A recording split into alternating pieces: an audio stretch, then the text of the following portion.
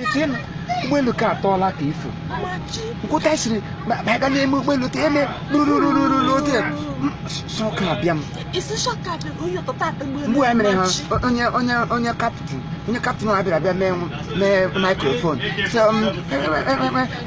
also boy 777. Hey. Already double barrel. I feel in here with to that one mus. Well done, guys. I want musu. I want musu. Machi amusu I want musu. Amusa odu kwa musu nte. Amusu na efe n'elu.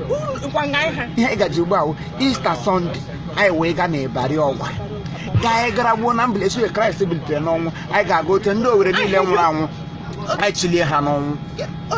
Ebari ogwa asọ onye nwe no. Lekwe ya lekwe nda. Oche ka I ga akpolite n'ọnwụ. Ndị nwe owere te ka I ga we ga na ebari ogwa na Sunday. Easter Sunday no de gara chagbu ebe niile gara la garicha anyị mmemme mbilite n'ọnwụ gị bịa anyị na ga we ga na ebari ogwa kpọmkwem gadget